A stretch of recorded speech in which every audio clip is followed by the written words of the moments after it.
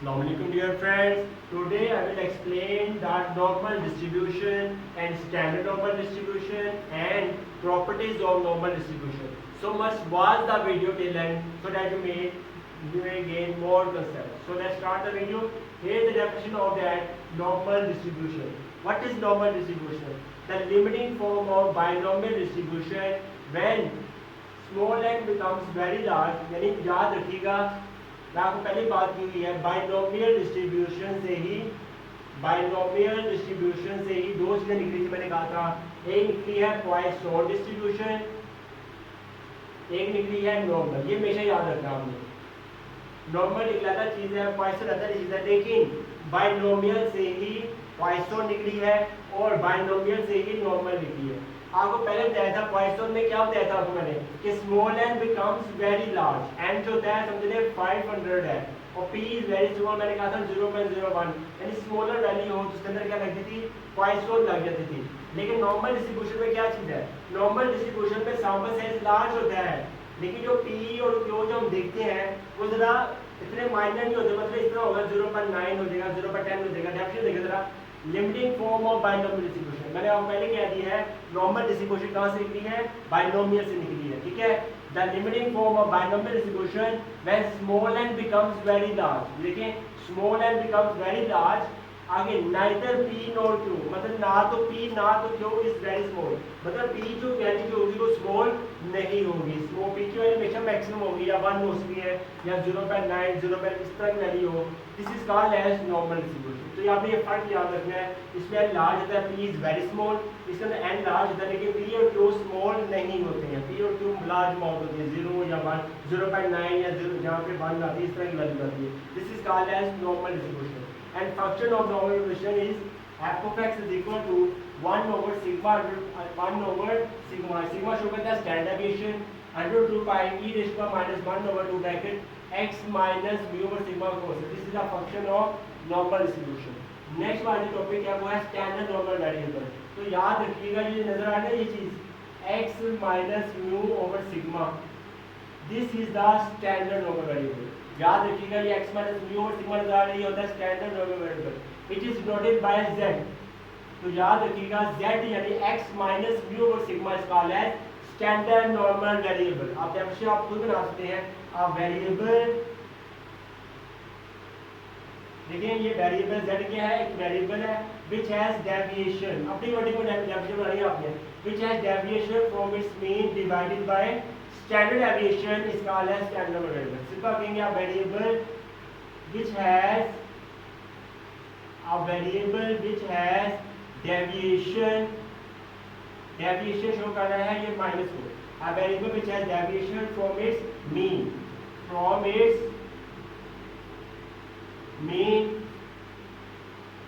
and divided by standard deviation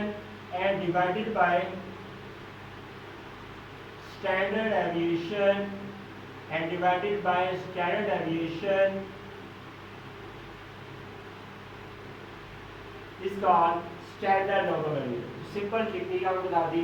अगर आपको पता लगे z क्या चीज है, आपने कहना z is equal to x minus mu over sigma। z जो होता है ये होता है स्टैंडर्ड नॉर्मल वेरिएबल। ठीक है, इसको भी ले सकता हूँ नॉर्मल डिस्ट्रीब्यूशन रेंज होती है इस तरह से म्यू इन वेरिएंस, इसको शो किया जाता है इस तरह से। लेकिन जब स्टैंडर्ड नॉर्मल वेरिएबल की बात आए हमेशा याद रखिएगा उसके अंदर मीन जो होता है वो 0 होता है और वेरिएंस जो होता है 1 होता है। हमेशा याद रखिए, यानी कि मैं कहना चाह रहा हूँ मीन जो होता है वो 0 होता है और वेरिएंस आपके पास जो होता है 1 होता है। ये आप याद रखिए। This is the MCQs of standard normal variable. अब बात आ रही है नॉर्मल डिस्ट्रीब्यूशन हम डिस्कस कर ली है। नेक्स्ट हम डिस्कस करने जा रहे हैं वो है स्टैंडर्ड नॉर्मल डिस्ट्रीब्यूशन। नेक्स्ट हम डिस्कस करने जा रहे हैं वो है standard normal distribution. Standard normal distribution तो सिंपल है। आप देखें ये फंक्शन देखिए x में है। आपको ये टेक्निक बताने लगा हूं। जब फंक्शन ऑफ x जो होता है is converted into function of z is called standard normal distribution. हमेशा याद रखना है नॉर्मल डिस्ट्रीब्यूशन के फंक्शन में और स्टैंडर्ड नॉर्मल डिस्ट्रीब्यूशन पर थोड़ा सा फर्क है, बस आप सामने याद रखना। इसमें फंक्शन f of x होता है नॉर्मल के अंदर, लेकिन f of z किसके अंदर आता है स्टैंडर्ड नॉर्मल। आप कह सकते हैं अपनी वर्डिंग में when function of x is converted to function of z is called as standard normal distribution. मैं लिख देता हूं function of function of normal distribution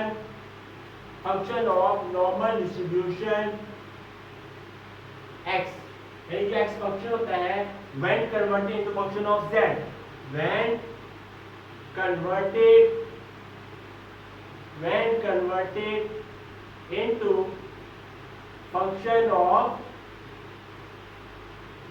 z is called as standard normal distribution। ये याद रखिएगा, जब function of x f of z में convert हो जाता है, this is called as standard normal distribution. इसको आप अपनी वर्डिंग में लिख सकते हैं। नेक्स्ट अब देखिए, ये फंक्शन x में है, अब ये कन्वर्ट होगा z में, तो क्या होगा ये देखिए जरा, गौर से लिखिएगा। f of x है, x के पास z आ जाएगा, ये बात क्लियर हो गई है। 1 ओवर सिग्मा यहाँ नहीं आता, यहाँ आ जाएगा बाद में ओवर अंडर 2 पाई। हमेशा यहाँ स्टैंडर्ड नॉर्मल डिस्ट्रीब्यूशन के अंदर सिग्मा नहीं आता है, ठीक है, यहाँ सिग्मा नहीं आएगा। e रेशियो -1 ओवर 2, क्योंकि अभी रिसेंटली पढ़ा है z किसके बराबर होता है, x minus b over sigma. इसकी जगह मैं सिर्फ z लगा दूंगा, ये z आ जाएगा यहाँ पर, z का क्या आ जाएगा, ऑफ स्केल हो जाएगा। This is the formula of standard normal distribution, ठीक है। मैंने x से z में कन्वर्ट कर दिया, this is the formula of standard normal distribution. Simple formula, इतना मुश्किल नहीं है, डेफिनेशन आप अपनी वर्डिंग में लिख सकते हैं। नेक्स्ट हम जो डिस्कस करने जा रहे हैं वो है प्रॉपर्टीज ऑफ नॉर्मल डिस्ट्रीब्यूशन। चाहे आप स्क्रीनशॉट ले सकते हैं। नेक्स्ट हम जो डिस्कस करने जा रहे हैं वो है प्रॉपर्टीज ऑफ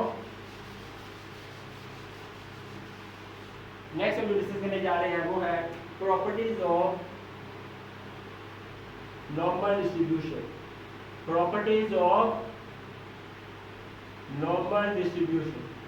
बहुत सिंपल प्रॉपर्टी थी, मुश्किल नहीं है। आप सिंपल मैं एक चीज आपको पहले बता दूं, आपने ये याद रखनी है, इसमें ये चीज आती है पहले।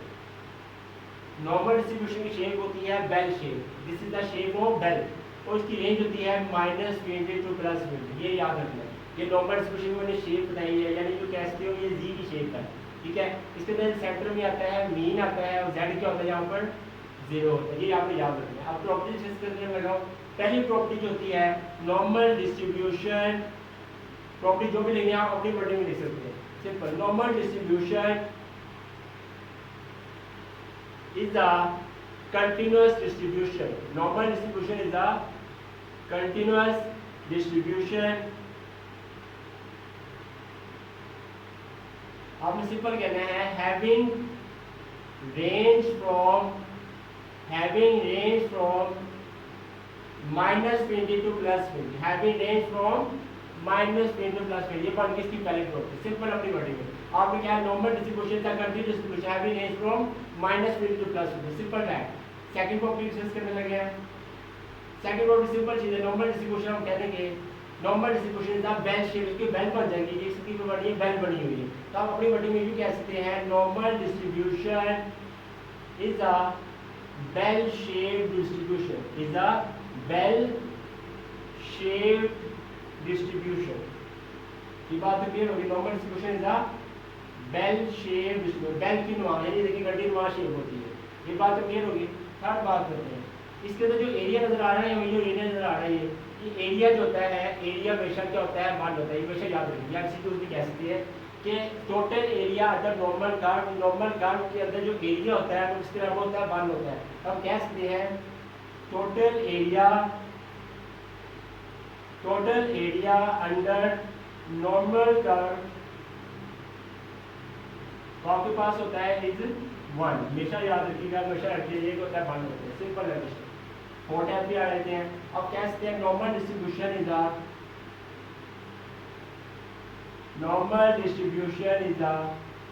Symmetrical distribution. हमेशा याद रखिएगा, normal distribution is a symmetrical distribution. Symmetrical की बात कीजिए, आपको याद ही होगा सिमेट्रिकल डिस्ट्रीब्यूशन क्या होती है, सिंपल, इसके अंदर मीन मीडियन मोड क्या होती है, बराबर होती है। ऑब्वियसली जब नॉर्मल डिस्ट्रीब्यूशन सिमेट्रिकल डिस्ट्रीब्यूशन होगी, इसका मतलब क्या होगा, इसके अंदर मीन मीडियन मोड क्या होंगे, बराबर होंगे। तो जेन में बढ़ा लीजिए, नॉर्मल डिस्ट्रीब्यूशन के अंदर क्या होता है, मीन मीडियन मोड की वैल्यूज हमेशा सेम होती हैं। ठीक हो गया। नेक्स्ट हम डिस्कस करने जा रहे हैं, तो ये भी आपने याद रखिए, normal distribution has mean deviation। Normal distribution जो मीन डेविएशन रखता है, याद रखिएगा, ये होता है 4/5 सिग्मा। क्या इसको हम जो भी कह सकते हैं 0.7978 हमेशा याद रखिए। नॉर्मल डिस्ट्रीब्यूशन के अंदर जो मीन डेविएशन होता है वो कितना होता है 4/5 सिग्मा, ये हमेशा याद रखना है। अगर हम बात करें नॉर्मल डिस्ट्रीब्यूशन के अंदर मीन डेविएशन जिक्र कर लिया, normal distribution has quartile deviation, normal distribution has quartile deviation. Quartile deviation कितना होता है? क्वार्टाइल डेविएशन हमेशा याद रखिए इसमें आता है 2/3 सिग्मा, जिसे हम कहते हैं 0.6745 sigma. Next year mean deviation कितना होता है 4/5 सिग्मा, क्वार्टाइल डेविएशन होता है 2/3 सिग्मा। ये सिग्मा शो करता है standard deviation 6745 sigma. Next topic discuss करने जा रहे हैं नॉर्मल डिस्ट्रीब्यूशन के अंदर हम ये भी कह सकते हैं जो Q1 होता है, Q1 होता है म्यू माइनस, क्योंकि इसमें दो क्वार्टर आते हैं Q1 Q3, म्यू माइनस आ जाएगा, सिंपल आप लिख सकते हैं यही 2/3 सिग्मा, और Q3 जो होता है म्यू प्लस 2/3 सिग्मा। ठीक हो गया, ये प्रॉपर्टी डिस्कस हो गई है। 6 प्रॉपर्टी हम डिस्कस कर ली है, 7 प्रॉपर्टी को डिस्कस करते हैं। सिंपल आप कह सकते हैं नॉर्मल डिस्ट्रीब्यूशन के अंदर अब points of inflection, points of inflection for normal distribution, points of inflection for normal distribution क्या होती है आप कह सकते हैं are mu minus sigma and mu plus sigma. याद रखिएगा कि points of inflection for normal distribution के अंदर म्यू माइनस सिग्मा होते हैं, म्यू प्लस सिग्मा होते हैं। नेक्स्ट डिस्कस करते हैं नॉर्मल डिस्ट्रीब्यूशन के अंदर हम कह सकते हैं मैक्सिमम ऑर्डिनेट, ऑर्डिनेट का मतलब होता है height, ordinate mean height, maximum ordinate height of normal distribution जो होती है is 1/σ√2 pi at x is equal to, ये याद रखना कि maximum ordinate height of normal distribution is 1/σ√2 pi at x is equal to. ये बात क्लियर होगी। नेक्स्ट टॉपिक डिस्कस करते हैं, इसके लिए ये भी आपको याद रखनी है कि all odd ordered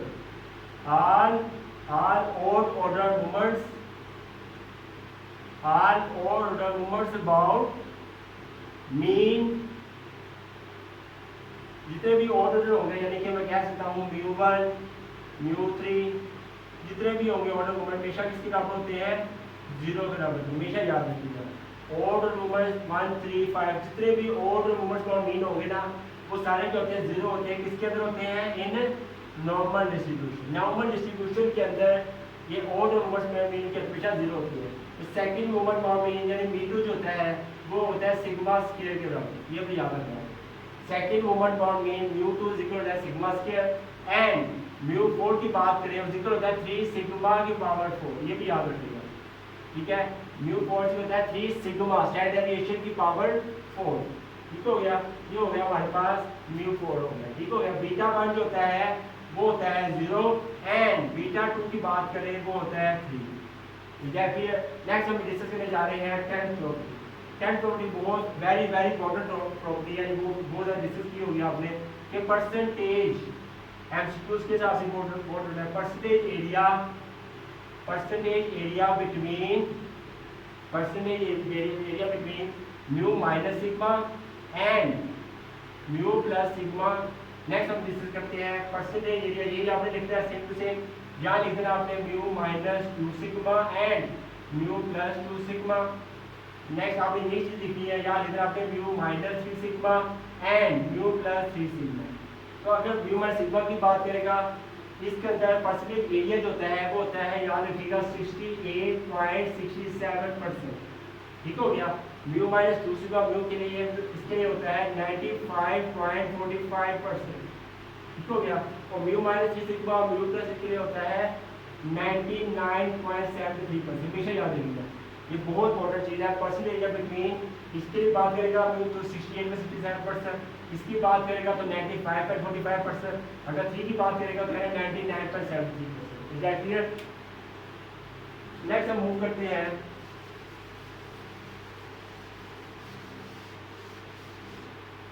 next 10 property का डिस्कस कर लिया, 11 प्रॉपर्टी डिस्कस करते हैं। 11 प्रॉपर्टी सिंपल प्रॉपर्टी आप कहते हैं मोमेंट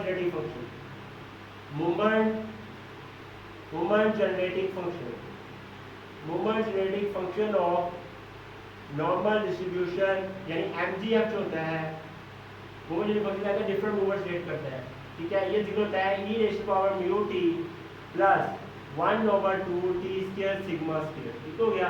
ये होता है movement genetic function e raise to mu t plus 1/2 t square sigma square, ठीक हो गया। Thanks for watching the video. If you like this video then kindly like and subscribe to my YouTube channel. Allah Hafiz.